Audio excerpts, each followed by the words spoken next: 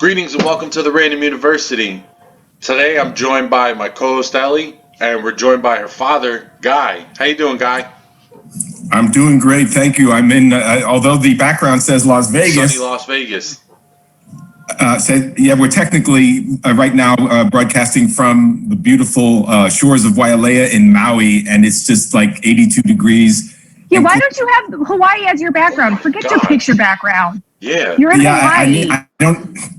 You know what? I'm going to take a picture and set that up as my new background. Yeah, you don't need a picture. You're in Hawaii. You don't need a virtual background. No. I know, but for my new background for Zoom meetings and such. Okay. So anyway. So wait, are you on vacation in Hawaii? Yeah, we just went. Yeah. We're working vacation, so we're working a little bit. Oh, that was me in front of Katz's Deli. That's my video background. I was trying to change the background for you. You know Katz's Deli, Brian? I don't know. What's your last name? Heritage. He's not a Jew. Oh, okay, fine. But I know the deli, though. He knows the deli. Here we go. This might be a better one. That one's awesome. Yeah, thank you. You know where this is from? Oh, that's from Spaceballs.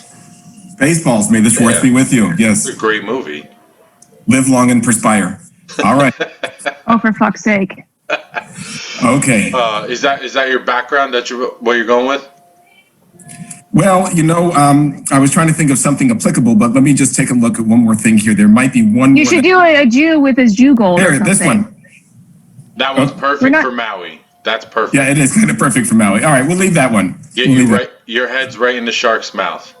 There you go. It always is. or it's either my head or my foot, one or the other. All right, so today what we're going to talk about is all the crazy stuff that happened with the stock market this past week. Now, I am not educated enough in the stock market to have this conversation, so we had to bring on somebody who is involved, and that's Guy. So, Guy, you're going to be my reference for everything. Okay, so I will do the best I can. I do have an MBA in finance, but it's yeah. So I will. Mom? So oh yeah, she's talking. I just realized you wearing a Waffle House hat. That is awesome. You have a Waffle House camo hat. That's awesome. That's right. Thank you for getting it. Brian. Thank you and wait, it has the American flag thing here, and see, it's got a little American. God, your head. I love that. Your head is so white. Your head is so white. Brian, I like you already. A man that gets this hat totally knows what the heck is going on. So I'm down with you. Awesome. And tie-dye shirt. I didn't put on a Hawaiian shirt. This is from, it says Peace, Love, and Sailing. We used to have a sailboat. Oh my God. We lived in California. Uh-huh. And it was great. We had it for 11 years and I enjoyed it. It wasn't the second happiest day of my life when we sold it. You know that story? When a man buys a boat, it's the first happiest day of his life. And when he sells the boat, it's the second happiest day. So anyway, but go ahead, hit me up and I will try to explain. Maybe we should start from something very, very basic like. Yes. Well, I think you should explain a short sale. Explain a short sale. Yeah, all right. So before we get in there, I just we'll intro it a little bit. So. Yes. What day was it? Was it Wednesday when everything happened? Something like that, yeah. Wednesday or all right, yeah. So like I said, I don't really follow the stock market that much. I try to learn what I can, but at the end of the day, I don't really know too much. So I woke up on Wednesday morning and I go on Facebook and I'm looking and I'm seeing everybody's statuses about, GameStop. And I'm like, well, what's going on with GameStop? And now the chain has started. So I start looking at a couple things and, it's like, I have so many things going on in the day. I'm just like, you know what? I'm not trying to get involved in this. I don't want to understand it. I'm going to wait until somebody I can speak to could explain this better to me to explain what the hell is happening here. All right. Okay. So I will do my best. This is where you come in. All right. I will do my best. So let's start from basic. Like people, it's sort of like, do you ever go to a casino and you ever play craps? Atlantic City. Yeah. Okay. Yep. So it's like playing craps almost in terms of when you place a bet and you hope that number comes up again, that's sort of going long. And when you go to the dark side, like I do, you hope that comes up for the number. Well, it's kind of like that, but not totally. So here's how it works. Most people buy stock for two reasons. Number one, they expect it to increase in price, or number two, they buy it for the dividend. A dividend is the money the the company pays out because they have extra money. Like typically a utility, the price is not going to go up because they're not going to make a ton of sales, but they have excess money that they collect, and they pay the owners of the company a dividend, like 3% or whatever it is. So they give them money every quarter or semi-annually or whatever. So that's why people buy stock and they own it. And that's called going long. So when they go long, they own the shares and they expect it to either A, go up in price, or B, to collect a dividend. All right. There is another way to make money. That's called buy low and sell high. Another way to make money in the stock market, which is sell high and buy low. Now, how do you sell something you don't own? Well, you don't. You have to borrow it. So you borrow it from somebody, and you can sell their shares that you borrowed. And let's say you're selling it at $50 a share, and you expect that company to tank because I don't know for whatever reason they're new gasoline manufacturer and everything's going to electric, and you know that's going to be a dinosaur someday. So you say, okay, well, I think that the stock of this company is overvalued. I'll tell you one that I shorted, or should have shorted, which is Krispy Kreme. One time, Krispy Kreme was at $100 a share. You know Krispy Kreme donut, right? Of course. This company is not worth $100 a share. So if I could borrow the stock and sell it at $100 a share, I was hoping to buy the stock back when it went down at $50 a share. And I make the difference between the $100 I sold it and the $50 that I bought it back. Okay. Now, here's the issue. Let's say I sold that stock at $100, and instead of the stock going down to $50, it went up to $200. I get a phone call from my broker. Let me pause there for a second. So if you go long on a stock and you buy a stock, and let's say you pay $50 and it goes down to zero, that's it. You don't owe any money. You're done. You've lost your money and it's over, Johnny. All right. Now, going short has unlimited liability because that $50 stock that I sold went up to $100, and I get a phone call from the broker because now the broker is concerned that I won't have the money to buy back or close out that position. So now for every share that I own, I'm upside down $50. And they need to make sure that I'm going to be able to cover that in case I have to close out my position. So they want me to have more money with them to cover the fact that I am now negative. I've lost money. But unlike losing money, if I bought the stock and took it long and it goes to zero, then I'm wiped out. The broker doesn't care. But the broker has liability with me being extended on a short sale because now the price goes up. And every time the price goes up, they call you and they want more money. They want more money. So what was happening, as far as I understand with Reddit, these people were getting together, and the hedge funds, the big Wall Street people, the insiders, fuckers, GameStop, saying that stock is not worth it. It's going to go to zero. I mean, look, you can go to Amazon, you can go to whomever. You don't have to go to GameStop retail anymore. And they were shorting the stock.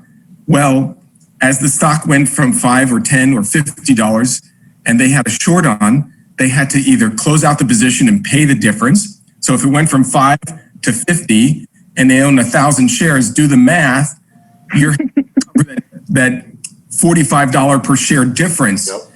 And then, how long can you stand in front of the train and let the train run over you? So that's what was happening, is where the hedge funds and the big Wall Street insiders were being wiped out because the stock price kept going up, and their bet was that they thought the stock was going down. And these were just everyday people that were doing this, right? The everyday people were bidding the stock up. Yeah, we're buying it. People were the ones that were shorting the stock.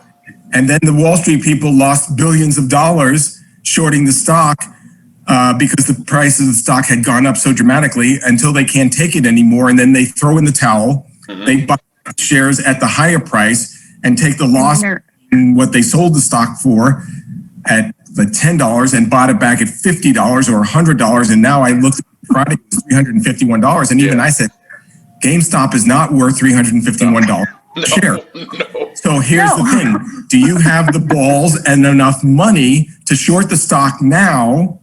Can I say balls and money? Yeah.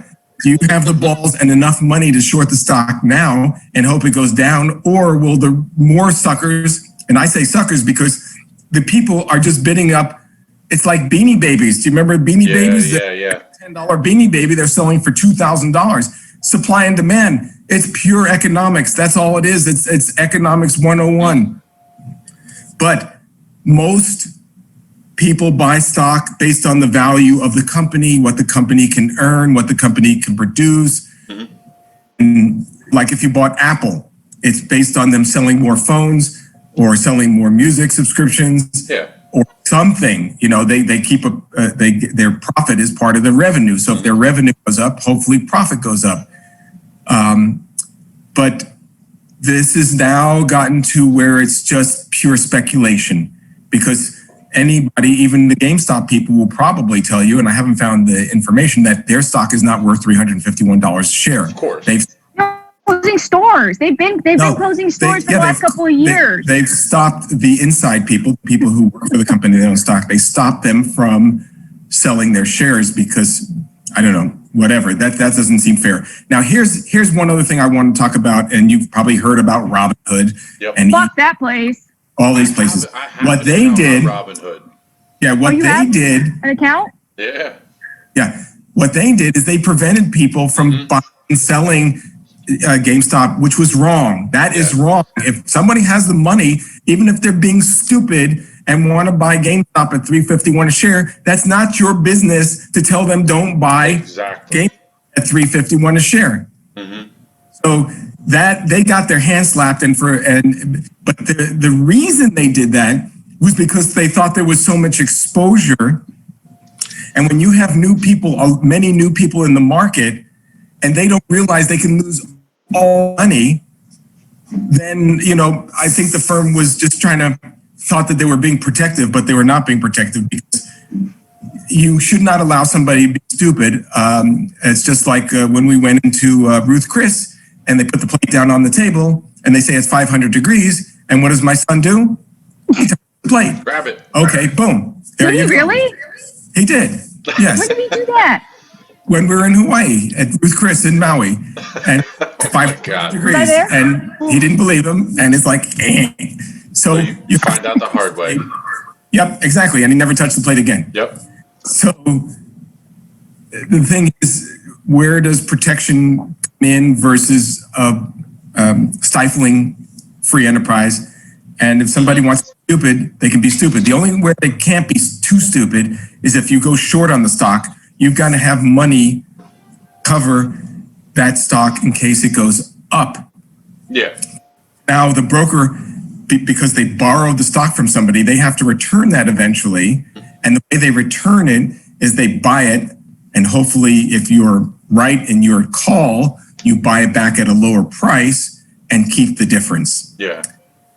And technically, that's in a nutshell. Yeah, and technically, if you think about it, I mean, it's a lose-lose for the people that did own that stock, because the ones that were buying it and that they were driving the price up, right? Because knowing that GameStop is not worth, like we said, $350 a share. Yeah, I didn't know it would even. I know it ended. I know at one point it was at like 300 or 330. I didn't know it got up to 351 now. Like that's. I think it had hit high. I was watching reading something last night that said it was up to 4 or maybe above that, and I looked at the stock on Friday. It was 325, and I said, you know what? If I had balls, I would short that thing at 350.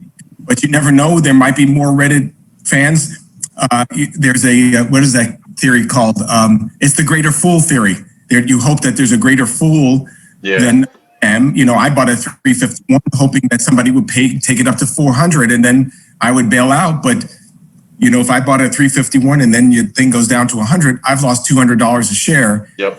And that you can't take that much loss unless you got a lot of money like Warren Buffett or Microsoft, where Bill Gates has money. Yeah. Now the thing is, I got two things here. So the first thing is, it's amazing to see what an everyday person could do when people work together. Yeah, you know what I'm saying? That's true. Because that's true. you have something like the stock market, which is completely, I mean, it's in the control of everyday people, but a lot of people don't realize it. It's like voting. Like when people complain about people in government or people in certain positions, and they're, oh, why is Nancy Pelosi still the House Speaker? Well, good question. Trust me, that is a great question. I don't understand why she is, but that was just an example. But you don't understand that we, the people, have the power for this. We're the ones that can make this change. They're not in control of their position and them staying in that position. And if we all actually came together and made a difference and did something about it and voted together, rather than allowing all of us to argue over our stupid, subtle differences. Oh, you wear glasses. I don't wear glasses. You're an asshole. Stupid, right? So in this case, we have people on Reddit that got together and said, let's drive up the price of the GameStop stock today. Let's just do it. They thought it was undervalued, and they said that they bid it up. But they bid it up to such lofty heights that it's unsustainable, and now it's not even worth it. But go ahead, there's Stacey. also antagonism there. Oh, because they want Kramer, the veterans are telling them to get off, Stacey Schwartz. Get off. Bachelor's degree in economics. Yes, from Tufts. Yeah. All right. So, but the other thing is that you want to get on camera? The conventional folks were all dissing them so badly for the past 2 months, doing this level of trading. Yeah. So there was a lot of incentive. See, it's the pros versus the schmoes. You know about the pros versus the schmoes? Of course. Right. So they said the schmoes don't know what the hell they're doing. Meanwhile, the pros lost a ton of money because they were short the stock. And as the price went up, they couldn't stand in front of the train anymore. And then their boss says, you got to pull the plug and take your loss and bail.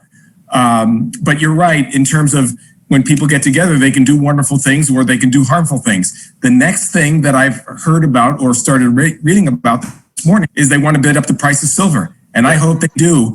And silver is about, what'd you say, $25 a share? No, I think it was 20. Yeah, it was not like a share, an ounce. Excuse me, an ounce. Because I was talking to him earlier in the week. I was like, explain this shit to me. All I know is hedge fund. You know, those Wall Street billionaires are getting fucked. So I'm happy. You know what? I was telling your mother this morning. I hope they take that silver up to $1,000 an ounce. I'm going to sell my coin collection, and I'm going to be the 40-year-old virgin. You remember the 40-year-old virgin? Because I have a lot of coins. You know what I'm talking about, right? Yep. I also have some bobbleheads and signed baseballs if you're interested. But he has his Jew gold. He has his Jew gold. Yeah, but I hope they do take it up to $1,000 an ounce, because I am going to bail. You better sell that shit. Yeah. I am going to sell every last one of them. I don't care. You know, most of those coins are 1 ounces of silver, and man, I've got a lot of 1 ounce silver coins. And please tell it. Please send them a message. I take to $1,000 an ounce. Please, I will be. It could happen. Now here's the other thing with this whole situation is that now when you had this group of people driving the price of the GameStop stock up, right? Yes. When it got to a point that it was like, oh my God, what are they doing? Now you have people like Robinhood come in and step in and say, okay, no more trading on that stock. Yes. We can only sell, you can't buy. Which is criminal because they should not do that. These hedge fund guys, hold on real quick. These hedge fund guys, right? Yeah. They're doing this for years and years and years. And now you've been beaten at your own fucking game. And now you want to stop. Yeah, but here's the thing. When the pros versus the schmoes, the pros have a system, and their system they're organized. Okay, if we could go upside down 10 or 15%, we're going to pull the plug. We're not just going to stand there and hemorrhage and lose it all. They have a system, what's called a stop loss, where they say, okay, we're setting up an automatic sell or buy, depending on which way they're going, that their price of what they bought goes down by 15%, they're out. You've heard of program trading. So they set parameters for themselves that if they gain 20%, we're selling. If they lose 15%, we're selling. And they close out their position. They're not just going to let it run like an amateur would, because it's like a casino again, where you say, I'm due to win, I'm due to win, I'm due to win. Well, maybe not, because every roll of the dice is an independent situation. And here's, you may have heard this watching Wall Street, that movie Wall Street. It's called pump and dump. Have you ever heard of pump and dump? So pump and dump, what that means is instead of these people on Reddit jacking the price up on some stock that is not worth what they're saying, now the Wall Street people pump up the price. And that's why the SEC is very protective of what public companies can say about their stock, because they don't want pump and dump. So let me describe pump and dump. So like Reddit, they all get together and say, hey, we're buying shares of Reddit. And they start to see GameStop go up. And they say, when it gets to $100, we are out. We went from 5 to 100, out, we're done, take our money off the table, and the stock collapses. And all those schmoes that got in at the end lose all their money. All their money. That's called pump and dump.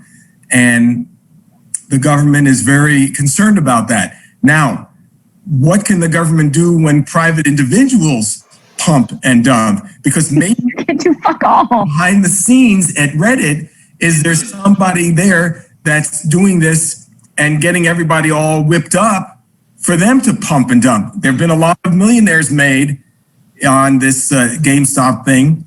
And that's another scary part, because we don't know the identity of these folks that are whipping up the frenzy. Are they really individuals?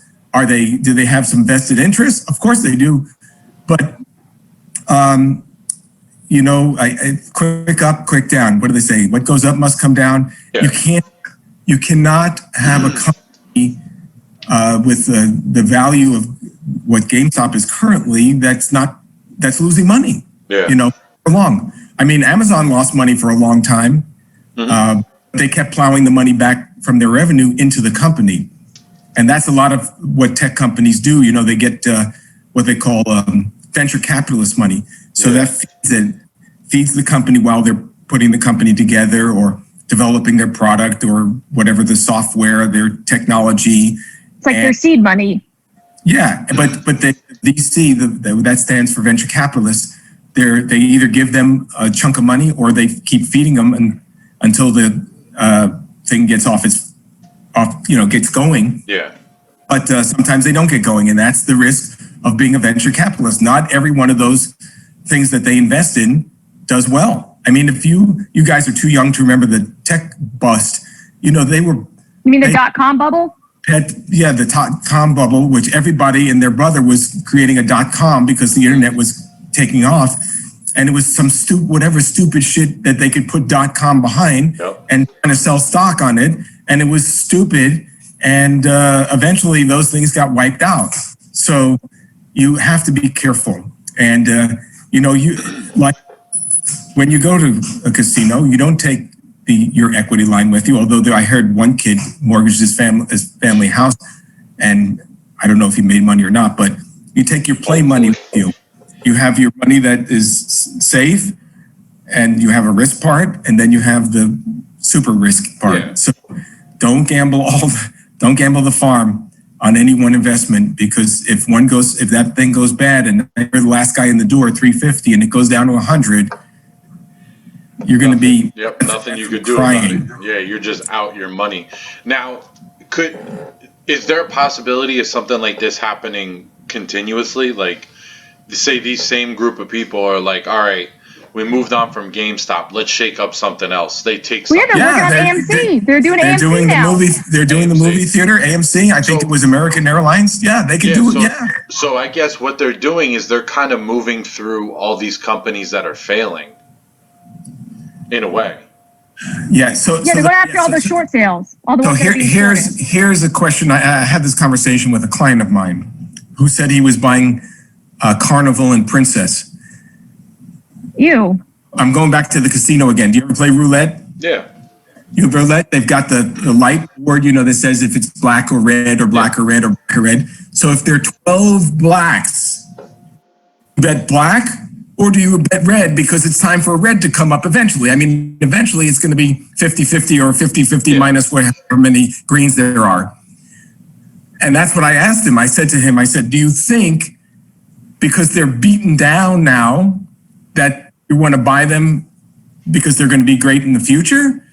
Or, you know, what was the rationale for you to buy these things? Or do you think, I mean, they could be beaten down further, right? They could go out of business. When you think about commercial real estate right now, where the malls are, and if they've closed the mall and the mall has to collect the rent based on a percent of sales, they have probably a small fixed lease, and then they don't get a percentage of the sales of these companies that are in the mall. So if the companies are not there, the mall owner is not making enough money to make their payment on their loan. Yeah, to keep that open, keep the whole building open. Yeah. Exactly. So now they can't pay their loan, and the people that invested in commercial mortgages are not getting paid because they're not being paid by these landlords, and they're suffering. So it's a giant circle where people, it's called unintended consequences.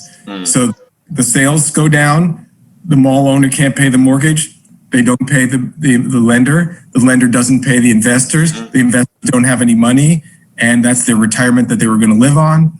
And what do they call that? Kuma Matata? Something like that? Hakuna Matata? Kuma Matata, yeah, the circle of life. Yeah, Hakuna Matata, yeah, that one. What goes around comes around. Yeah. Right, exactly. So no worries. You know, when just like these rent strikes, you might have heard people saying, oh, we don't want to pay rent. Okay, I understand. But if the landlord has a mortgage on the house, what does he do? What does the landlord do? The landlord calls up the bank. It's the same thing. Yeah. I mean, there's a whole chain of people that come back around to the little old lady and little old man that invested their money and said, oh, I'm getting a nice return on this commercial property investment. And now they stop paying the mortgage and I'm screwed. And I'm just an innocent person. So it's complex. It's complex. The world of economics and finance. Yeah.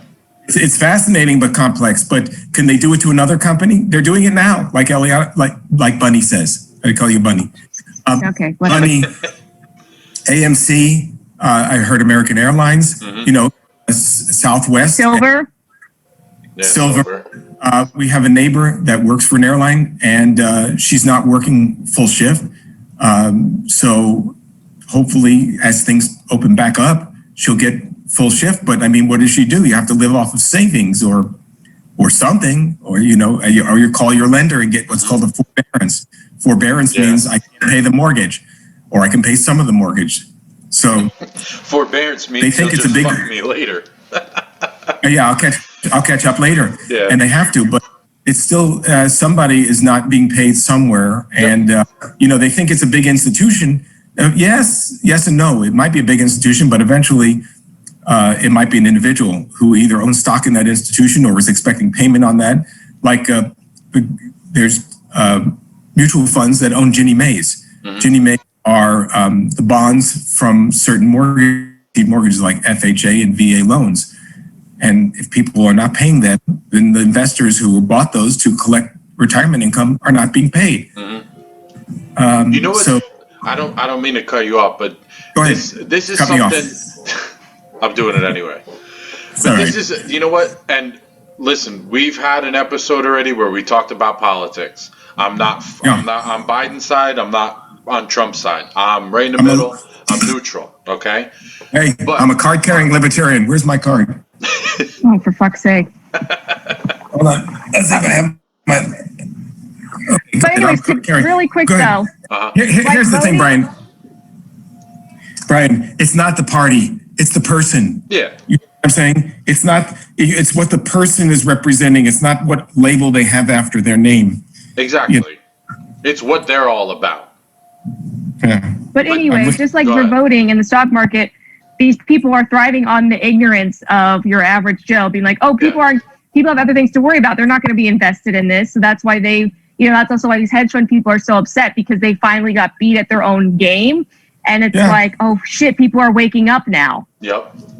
Well, that's true. People are actually coming together and they're working together to make a difference. Oh shit! Yeah, but they're also making it a little crazy by building up something that's not worth what they're saying. Too. So, to some point, that it's practical and good, and to another point, it's outrageous and dangerous. And the hedge funds have more money than the individuals do, unfortunately or fortunately.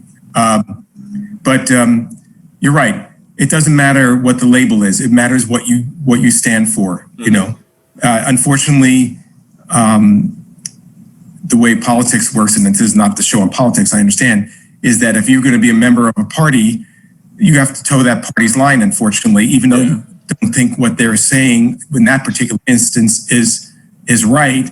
Otherwise, they'll excommunicate you and you put off to the side, and you know they won't help you get reelected or anything like that. But that's the dirty game of politics. Yeah, of course. But what I was gonna say was that it's funny how all of this stuff happens, right? And like I said, I'm not on either side.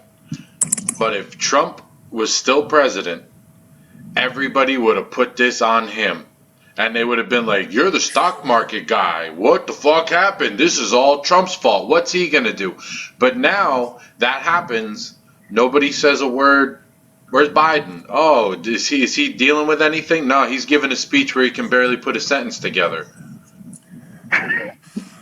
Well, okay, so you're getting me going here now. I don't know if you heard the most recent one where he's like, we'll have 200 million vaccine doses by summer, 300 sometime in the summer. He does have a stutter. To be fair, he does have a stutter. It's not a stutter. That's a thought thing. I don't think it's a stutter. It's not a stutter. A stutter is like it's a thought process. He's trying to read from whatever cue cards they're giving him, and he obviously can't see it, so he's trying to make it up, and he's trying to think of it on the spot. And listen, Elly, have you got up on stage yet? No. Okay. Well, I can tell you. But I know what it is when you're like, I can tell you firsthand, when you forget your material one time, Guy, I do stand-up comedy. So, this is the thing. Why can't a Jewish girl have a colostomy? What the fuck? Why can't a Jewish girl have a colostomy? Why? Because she can't get shoes to match her bag. I love it. But here's what I'm trying to say, right? When you go up on stage and you're flowing through your material, sometimes you forget some shit, right? Yeah. And you're trying to make it up, like, okay, now I gotta talk, because when you're doing stand-up, it's like you're in a lane. You're just listening. Right. You have your material. You're in your zone. You're in the zone. You're just on the train. But if something happens, a glass drops, somebody talks to you, you're broken out of it. Now, can you get back in? It's very difficult. Now, for someone like Biden, all right, he's older. He's already got the supposed mental health issues, right? So now he's going to start to just make it up as he goes, and then that's what we get. But I don't want to get into the whole Biden-Trump thing. Yeah. All I'm saying is if Trump was in office still, this would have all been put on him, and he would have been made the villain of the world because GameStop got pushed up to $400 a share. Possibly. Well, okay, to be honest, he's clearly not the best at managing his own money. I mean, he was talking about how rich he is, and he had to, if you're so rich, why did you need donations for Stop the Steal? Yeah. Where's all your money? Because he knew it wasn't real, so he didn't want to spend his money. Well, that's the same thing that happened with Arnold Schwarzenegger when Arnold ran for governor of the state. That was a fucking nightmare. Oh, I don't need anybody's money. The governor. He took money. He took people's money. It wasn't his money. It was and same with Donald. He taking money, and he says, "Oh, I'm rich and I got my airplane." Great. We still don't know how rich he is, but that's whatever. That piece of history is gone, and I just it's here's my thing about politics. Mm-hmm. Right. Happens. People make mistakes. Of course. Just fucking own it. Just own it and say, we tried this, it didn't work. We're going to do something different. I've never heard a politician say, I made a mistake, or we made a mistake, or that was not the course of action. Why can't they say we made a mistake? It doesn't mean you are not a man. It doesn't mean that you're an idiot if you try something and it doesn't work. You take the best available information, you boil it down, you say, look, 8 out of my 10 advisors said this is the best way to go. We tried it. It didn't work as planned. Yeah. And we'll try it. We'll fix it. We'll tweak it. But that's kind of like the overall ego of America, that we'll never say we did wrong or we messed up or something went wrong. It's always, no, it was part of the plan. Yeah. Or it's the Jews and their space lasers. The space lasers, yes. Well, there we it's go. It's the Jews and their space. You know what it is? I think it's the gay frogs. It's the gay frogs is what it is. 100% gay frogs. The gay frogs are screwing the world. and those pesky Jews and their lasers and setting shit on fire. And we're speaking of Jews and lasers. Listen, where is my laser? First, no. I have a green laser for you. I have a green laser. Okay, great. Thank you. So here's another thing. You know, just if you want to talk about this, we go back in history and Bush versus Trump. I'll take Bush over Trump, but Bush got us into Iraq, and he went after Saddam Hussein. Mm-hmm. Saddam Hussein did not blow up the World Trade Center. Okay, period. No. The story. It was a convenient excuse to go after him because, you know, he embarrassed his dad with the previous Bush. Yep.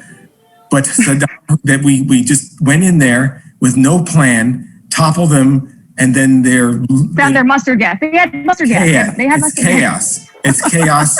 It's chaos. And then you have Blackwater killing people, and you know, Trump just pardoned a bunch of those Blackwater people that killed those people. You know why he pardoned them? Because Betsy Voss's brother owns Blackwater. So it's politics. It's just dirty. Because those guys didn't deserve to be pardoned, but you know, that's a political favor. Bottom line is, I was trying to make a point. Saddam Hussein did not blow up the World Trade Center. Did not down. No. How do we get there? Bush did 9/11. Bush did 9/11. There's a lot of conspiracy theories on 9/11. Boy, you can really. Yeah, that's a rabbit hole to go down. That whole thing is never ending. Listen, I could sit here all day and be like, you know what? Yeah.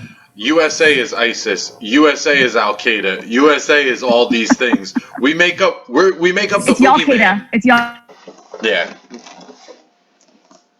Al Qaeda. Al Qaeda. Bug. Now, Elly, tell us about the lasers from space causing the fires. Yes. Yeah. So the Jew space lasers. So the Jew space lasers, according to what's her face, Marjorie Taylor Greene. Everyone is in on the Rothschild family. You know, they're always the Jew scapegoat family. Them. Time out. She is now like AOC, so we have to. Yeah. MJT or MTG, whatever. MTG. Yeah. Whatever, crazy lady, a QAnon crazy lady who by the way thinks that you know, Sandy Hook wasn't real, Vegas was staged. Just like Alex Jones. Right, because you know, there's so many people volunteering to have their 6-year-old killed. Of course. You know, there's just so many parents out there like, yeah, you can kill my 6-year-old for to push your narrative and agenda. They were dummies underneath cloths. Oh, okay, right, okay. Anyway, yeah. I mean, your nephew, our cousin, his girlfriend died in Marjorie Stoneman Douglas or whatever that shooting happened, but you know, she's still fine. I mean, it's insanity. What is her feeling? What are you doing? Does she think COVID is a hoax? Who's that, Yoda? Okay, thank you. It's Grogu. Grogu. Who? I don't know who that is. It's Baby Yoda. Okay, it's Baby Yoda. Yeah, it's Baby Yoda. He's Baby Yoda. They knew exactly what to do. Does MJT believe in COVID, or does she think COVID? MGT. She probably thinks so. But anyway, because she literally, someone unearthed this Facebook post from 2018 when we were having those really bad fires up north where we used to live. And she, according to her, she reads a lot. So that's why she knows so much, because she reads, I don't know what the fuck she's reading. Some dark web like 4chan or 8chan. She's reading the same stuff that Sarah Palin's reading, like a Good Housekeeping. Probably. And Better Homes and Gardens. Or Better Space by the Rothschilds. Yeah. Jew space lasers 101. But anyway, so she's convinced that the California wildfires were started because of these super concentrated sun laser beams that's being financed by PG&E and the Rothschild family. They created these beams, these concentrated beams, to shoot down and start these fires. And that allegedly people saw these blue-green beams, which, again, I was telling you this earlier. Right. I don't know if you've ever seen a transformer explode, but it's a very concentrated blue light. And same when power lines catch fire, that's also a blue light. So it's probably what those... I have seen one blow up before. What about... Yeah, and it's blue. Yes. The sharks with lasers. Yeah, right, well, we haven't... I'm sure those are probably next. That's probably next. Those are probably next. But she's convinced that those pesky Jews, those pesky Rothschilds, have made these supercharged lasers to purposefully start these fires. Not the fact that, because global warming is a myth. It's a hoax from China, obviously. And, it's not like the natural biome of California is to be ignitable and flammable so that these seeds can germinate and these seed pods can open and germinate. We're completely ignoring some of the natural things that California just naturally is a giant matchstick. And then you compound that with having like 10-year droughts and it being super dry and increasing temperature. Yeah, shit's going to get really bad really quickly, but it's the Rothschilds and their space lasers. So there you have it. The Rothschilds are dumping homeless people on Santa Monica, out of a giant... They're probably doing that too. It's George Soros too. George Soros and the Rothschilds. No, they're coming out in that German Zeppelin, and they're dumping all the homeless with little parachutes that they will then use as tents. Oh my God! At Venice Beach. Wow. And they have their Jew lasers. They have the Jew lasers. You know what's one of the craziest things? Because I have read into like the Rothschilds and all that stuff with them.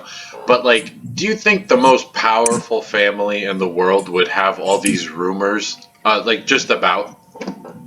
Like they would allow that? If they had that much control, you wouldn't know anything about them. Right, exactly. Listen, it's like the Illuminati. Like everyone thinks like, oh, you see the symbolism. It's in everything. It's everywhere. It's the Freemason symbolism that they've taken. Exactly. But I'm saying if it was such a super secret society that they owned all the technology, all the money, everything important that the world needs to function, do you think that somehow us three would know everything about them? We would be privy to that, any of it. Are you talking about the Vatican?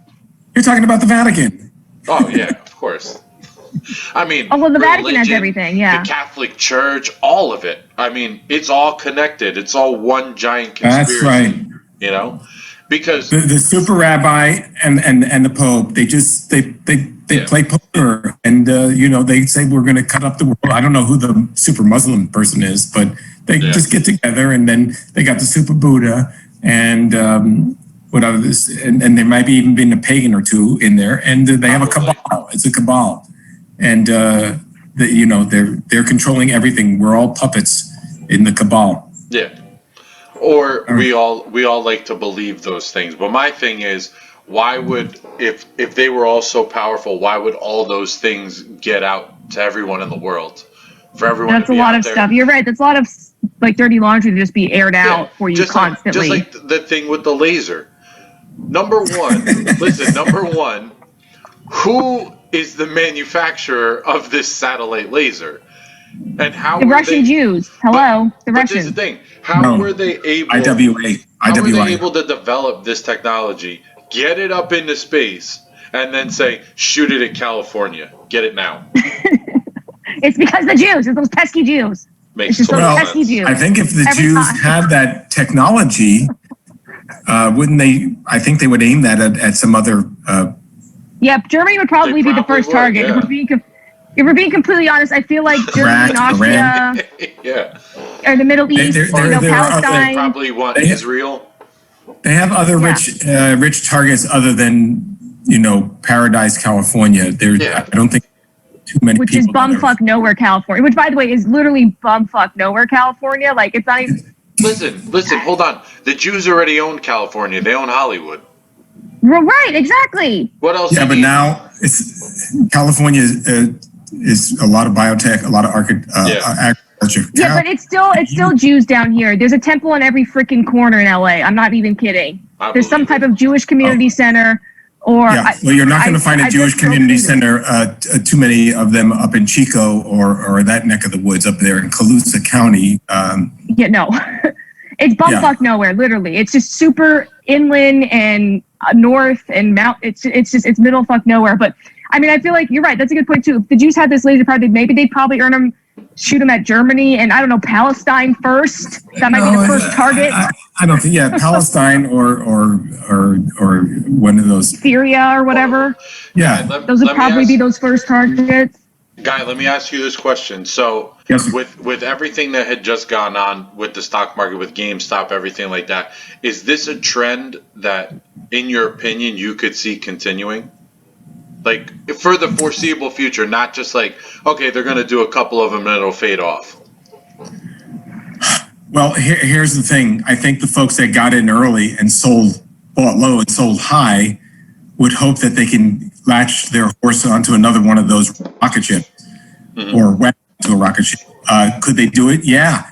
The only thing is that people are going to be a little more suspect when the folks that are going to lose their shirt are going to be crying to the government. Bailouts, yeah. They already are. They are already. They already are crying to the government. Like, help us. We want to bail. We need a bailout. Could they do? Yeah, they'll probably do it again, but they might let this cool off because doing it right on the heels of this one, they might know the scam. You know how it works because this thing just kind of popped up out of nowhere. There have been Ponzi schemes before, been pump and dumps before. Madoff. But that's the double-edged sword of the internet is that you get a lot of information and you also get a lot of nonsense. So the moral of the story is check your sources. And if a company is priced such that they're not worth that amount of money, don't go in, or go in and then get out. You have to do what the hedge funds do and what casinos do. They have a system. If you don't have a system, you're going to lose all your money. So you have, okay, if I make 25%, and I'm just using around some number, it's not the number, we're going to sell. If we lose 13%, we're out. But then what you have is you have these people, some people know where these limits have been set and they'll whipsaw you. So they'll take the stock down 15%, you are selling, and then they'll bring it back up. And that's market manipulation. So you're always subject to that. And you just have to be careful and you hope that you don't get whipsawed because it can happen. You have your stop set where if it goes down to X dollar, you're going to sell it automatically. It hits that, sells. And then the next day, bring the stock back up. Now, who they are, there are such things as market makers. Market makers are companies that provide supposedly an orderly market. So in other words, they own the inventory and they agree to buy shares and they agree to sell shares at the market price. And different stocks have different market makers. And sometimes the market maker can be overwhelmed, such as if too many people are selling, they don't have enough money to take on more inventory. Yeah. And sometimes conversely, when people are buying and they don't have inventory, they're going to raise the price because people are demanding it. So it's, it used to be an auction, cry out auction. Now it's an electronic auction where the market maker who that stock, and you go in and you go to that market maker and say, okay, I want to buy it. And hopefully you can buy it exactly what you think or you put in a limit order. A limit order says, I want to buy the stock at $25.10. When it hits $25.10, you're in. So that's it. But people that don't know the downside risk and don't think that they can lose all their money on a long position where they're buying it, on a short position, it's even worse. Because usually if you're going short, a broker wants you to have money with them. So because as that stock goes up, they're going to call you and tell you, we need more money. We need more money. And when you have no more money, they're going to sell it out. They're going to close out your position, and then you're done, and you've lost your money. That is rough. So it can happen again. I just think that this is pretty fresh in people's minds. Yeah. The folks that get in early will make some money, and the folks that get in late are going to get their asses kicked. Of course. So, go ahead. This has also made another big push for cryptocurrency too, because like you have the same like Occupy Wall Street people, they're coming out of the woodwork again because, you know, you have Robinhood stopping the buying of these stocks and be like, you can only sell. And then there's another company that did the same thing Robinhood was doing. It's like, nope, you can only sell, you can't buy anymore for like 24 hours. But Robinhood does have a class action lawsuit that has been filed against it, which is good. But they should not have stopped people. No, I hope I get paid. Oh my God, I hope I get paid somehow. So, but this is now another big push for cryptocurrency because when this happened, cryptocurrency also spiked a little bit too, right after all this. It's been a ripple effect, and people are like now pushing like, this is why I should go to Bitcoin or John. What's that one you have? Ether, whatever the fuck that is. Dogecoin, all those. There's all sorts of different ones. Here's my take on that. I don't know what you're buying. What am I buying? Exactly. Well, you know. Oh my God, that's what I keep saying. What am I buying and how do I transfer it? I mean, you know, how do I get the value of it? And how is this stuff being mined? Is there, I know we're gold mining. Graphics cards. Graphics cards. You know what? Here's the thing. I think it was, I'm trying to think of the guy that said this, his name, he was with Fidelity. And we'll have to look it up, but he said, buy what you know. Like if you use a company and you like that company, buy that company, buy what you know. Because if you go, and then even Warren Buffett will say the same thing. He buys what he knows. He drinks Coke and he owns Coke, you know? Yeah. He goes to McDonald's and he probably owns McDonald's. He owns banks, he owns railroads. He buys what he knows. And I never got my arms around Bitcoin.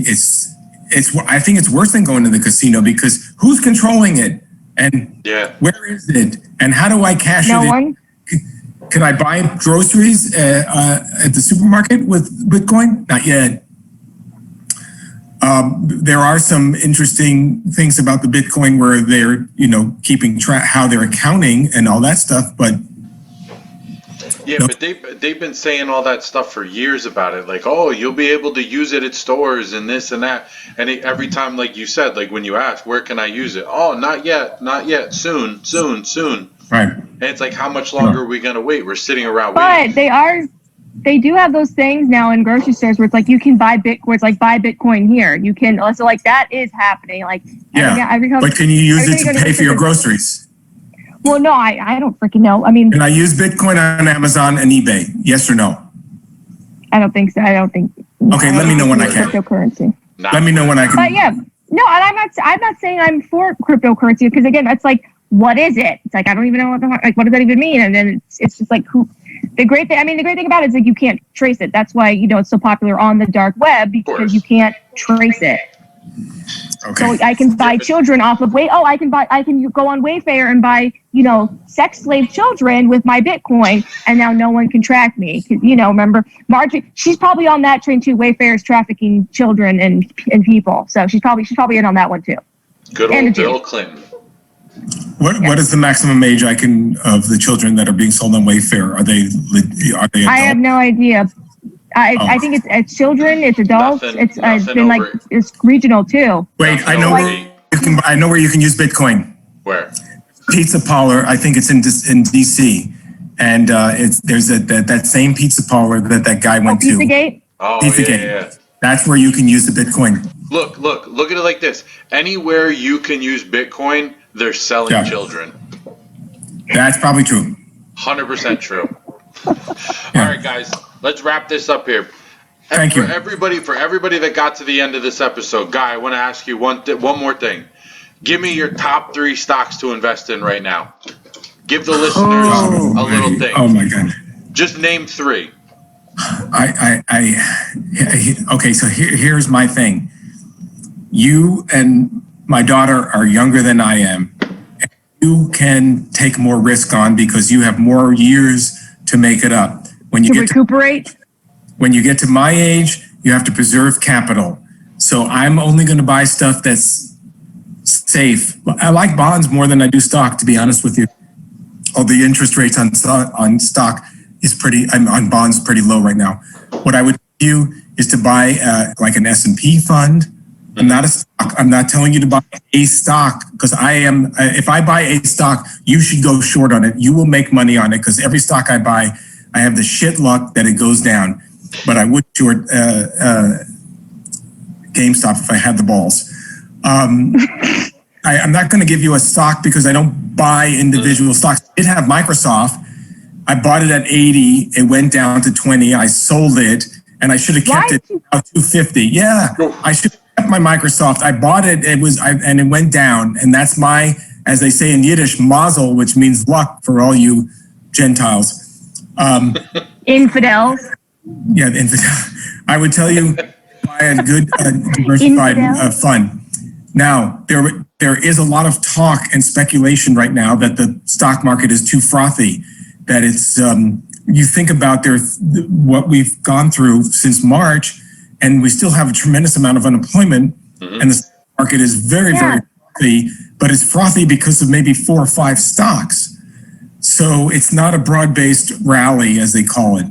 But I would just buy... It's not a good sample size. Yeah. I would buy a diversified fund like the S&P fund, and maybe some small amount of international fund. And I'm not answering your question because I'm not telling you a stock, because if I tell you a stock, you should go short, because if I bought it, it would certainly lose money.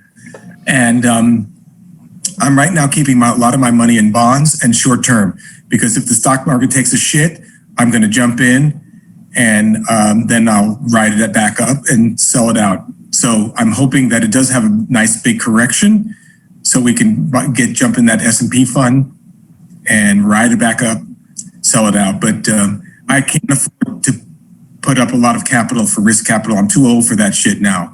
You guys are younger. You can afford to gamble with a bigger piece of your pie. I have to just preserve capital so I can, so my wife can just keep spending all my money. What about gold? What about gold? Well, gold. Here's the thing. Here's the thing about gold. I don't have any gold right now, but buying gold. Where's your Jew gold? $1,200. I have silver because I have coins. Here's the thing. It's called SHTF. Do you know what that stands for? SHTF? No. Hits the fan. Shit hits the fan. Now, okay, great. I'm showing my true camo colors here right on this comment. When the shit hits the fan, people who own gold, it's not going to be like John Wick, where you're going to take that little gold coin and go buy some stuff. Because he had bars. He had bars. Yeah. People can't eat gold. When the shit hits the fan, people think gold is store value, which it does. It is a inflation hedge. But if the shit really, really, really hits the fan, it's guns and bullets. I'm just telling you, it's guns and bullets. Of course. That's it. Because when you have that, you don't need the gold. You can't eat the gold. People don't give a shit about gold because they can't feed themselves with. They can't eat a gold bar. Guns and bullets, you get whatever you want.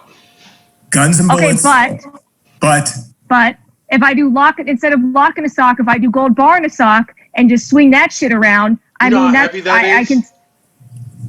Yeah. Okay, you know all more reason. What is it? What you're going to use an ounce of gold to buy a chicken? Okay, I'll go find a turkey, wild turkey or whatever, and there's my dinner. With the gun, bow and arrow, anything, right there. Forget the gold. Right. And you know what? This is maybe another thing right now, another podcast or Zoom thing, but the price of ammunition is crazy, crazy, crazy expensive. I used to pay like 18, 19 cents for a round of 9mm, and I've seen it now for $1, over $1. I'm not buying it, but I'll tell you, when that comes down, stock up on ammo, buy ammo, buy ammo. You heard it here, buy ammo when it comes down. It's not the time. If I'm into precious metal, I'm into lead. That's what I'm into, lead and copper. Lead and copper. Yeah, poisoning people, that's great. If you take anything away from this podcast, buy ammo when it comes back down, lead and copper. There's your 3 right there. Well, that's so you wouldn't say invest in gold. So you would not say invest in gold. I don't know. I mean, it's good to have a little bit of it, maybe. But if the shit hits the fan, it's not going to be worth anything. It's just another metal. All right. It's just a shiny, pretty metal. Yes.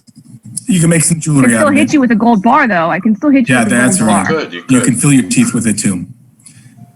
All right, guys. And thank you for having me. This was awesome, Guy. Thanks so much for coming on and really explaining everything. I feel like I understand things.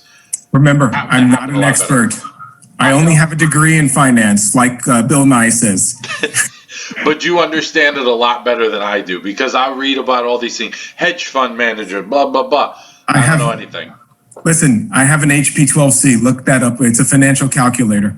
Okay, I'll check that out. Is that really old ass one you have? Yes, it's used in finance. When before computers, we used to take that to college and do calculations on that. And now we do. When you rode your dinosaur? Yep. All right. Love you most. Kirk out. Bye, Dad. Thanks. Bye. Thank you. All righty. Bye-bye.